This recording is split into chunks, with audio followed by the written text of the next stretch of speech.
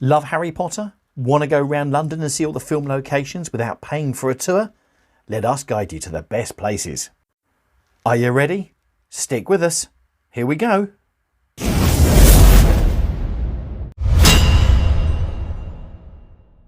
We're going to take you to what we think are the 12 best places for the different Harry Potter locations used and filmed in central London. Now, there are official tours that you can go on and they can take you round and tell you all about the facts, etc. But if you want to do it and have a bit of fun, we're going to show you where these locations are. All the locations are free and the only cost will be the cost of travelling. So, are you ready? Here we go. Now on this one, you're going to have to cast your mind right back to the first film and Harry Potter and the Philosopher's Stone. This is Leadenhall Market right in the city, and the closest stations are Monument and Bank stations. The reason why this might look familiar is this is where Hagrid bought Harry and they went into the Leaky Cauldron, which also then led into Diagon Alley, and it was the first version of Diagon Alley. So this was right near the beginning of the first film, where Harry was taken to Diagon Alley to buy all his things to go off to Hogwarts.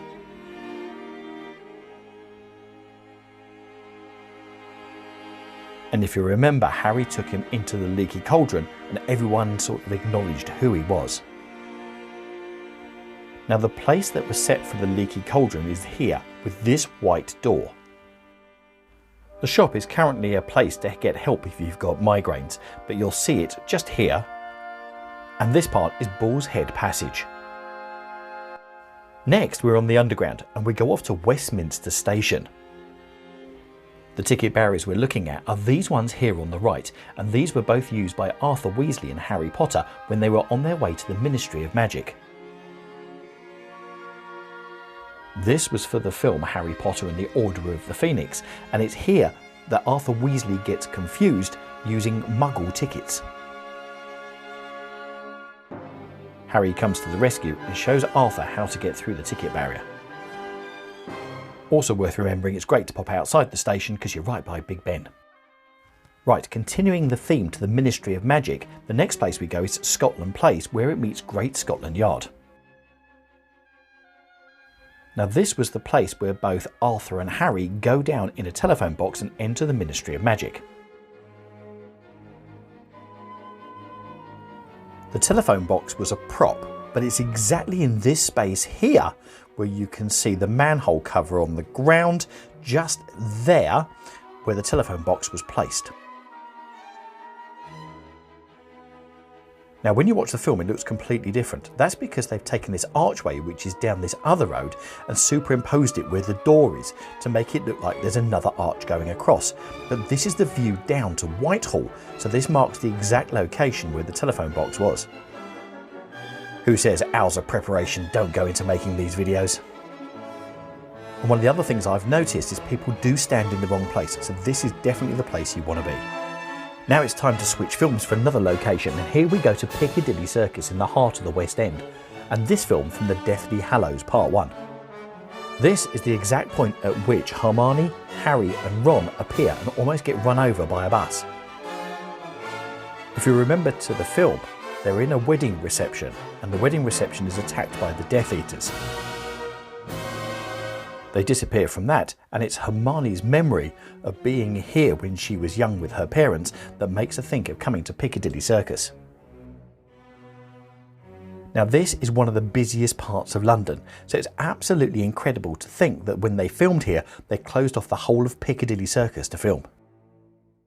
Next, we go off to the end of the Strand and the Aldwych, closest station being Temple. Do you recognise the outside of this building? It was used in all the films for the Gringotts Bank entrance. This building is actually Australia House and is the Australian Embassy here in central London. It was only the outside that was used, and the inside was actually at the film studios and built there. So if you do manage to get into Australia House, which we don't recommend because there's security guards, you certainly won't find any vaults and you certainly won't find any wagons to take you down there. And the other thing you won't find here are any goblins. I hope you're enjoying our guide to Harry Potter film locations in central London, and it gives you an idea of where these places are all located. Right, next place, we're going to Wardour Street in Soho. Now this isn't a Harry Potter film location, but is connected very, very deeply with the films. Here we're halfway down Wardour Street, and the closest tubes to get here are Tottenham Court Road and Oxford Circus. The ground floors and the basements are both a gallery and also a shop. But what you don't know is that the floors above are the studios where they designed and also built some of the Harry Potter props from the films. This is the fireplace from the film with the letters coming out. Now in this video we're going to show you the ground floor, and the reason for that is we want you to come down and discover the place for yourself, because down in the basement are loads more props.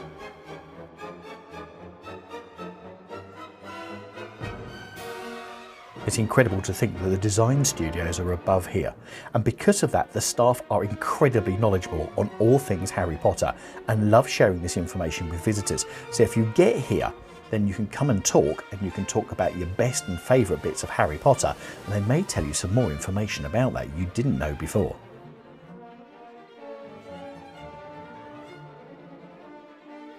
Without doubt, this is a must-visit place for all Harry Potter fans, and I'm going to put the website here now so you can look it up before you come down here, and you can also see the opening hours as well.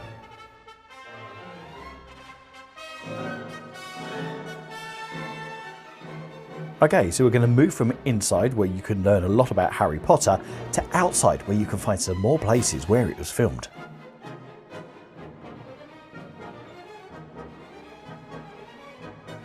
Have you any ideas what this place relates to? This is Claremont Square, and is just down the road from King's Cross, between King's Cross and Angel. Any ideas yet? Right, there's some houses over there which may start to give the game away.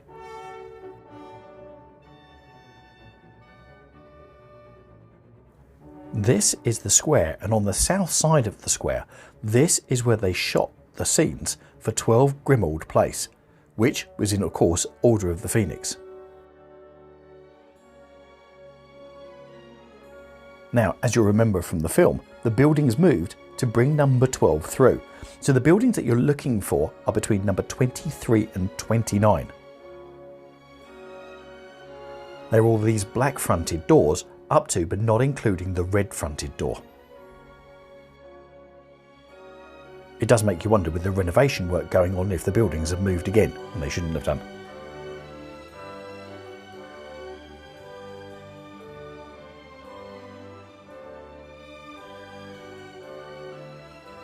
So this is the exact place used for the hideout of the Order of the Phoenix. And it's interesting because when they first appear, it makes it look like they come from this square. But this is all closed off because it's a water reservoir. The first place we visited was an entrance to Diagon Alley. Here comes our second entrance, and this is just around the corner from Leicester Square Tube Station. This entrance was used by the Death Eaters at the start of the Half-Blood Prince when they're running havoc in London. You see the Death Eaters appear over London, over Trafalgar Square, they come up the Charing Cross Road, past Leicester Square and disappear through this gate here, which they use as the entrance to Diagon Alley. It's actually a private entrance to some gardens behind these buildings, so you can't get in there, but at least you can look and see where they disappeared to. Right, we now disappear from Leicester Square and we go to one of the most iconic sites. It's got to be King's Cross and some Pancras stations, which are right next to each other over in the north part of the West End. If you're doing a Harry Potter tour, you've got to come here, and most train lines go to King's Cross and Pancras, so it's easy to get to. First of all, let's use the start. Right, this is used as King's Cross Station's front, but is actually St Pancras' station's front, right next door. You see this a number of times in the films, but more significantly you see it at the beginning of the Chamber of Secrets. And the reason you see it so much is because both Harry and Ron miss the train and they take the Ford Anglia, which is parked outside the front of this station, and fly off in it, with this station right behind. And it's about here is where the car is parked.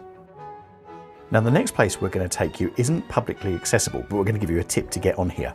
This is the archway that was used in the film to push the trolley through at King's Cross Station to get to platform 9 3/4. I think it's quite ironic that they've actually put a trolley point here now. In the film they made the arch a lot wider, but also it's actually situated at King's Cross between platforms 5 and on the other side platform 4. Now to get here you have to have a valid ticket, or alternatively you can use your contactless debit or credit card to whiz in and whiz out, just like I did, but don't tell anyone I said so. Now if you go to King's Cross Station, at the ends of platform 9 and 10 you have this, which is platform 9 3/4, where they've got the luggage trolley where you can get a great photo opportunity. When you get to the front they have official photographers that can take your picture with a scarf on, and you can then go and pay for those in the shop after. A cheap version of doing this, and a great alternative, is to take your own camera on your phone and get as many photos as you want, because you can do that as well. And once again, if you want souvenirs, right next to the trolley is this, which is the Harry Potter shop, or platform 9 3/4.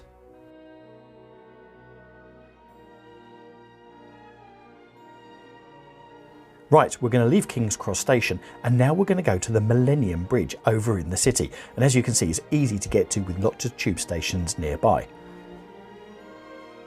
The Millennium Bridge is a pedestrian-only crossing, and you may remember it from the beginning of the Half-Blood Prince because the Death Eaters come in and they destroy the bridge with the people on it.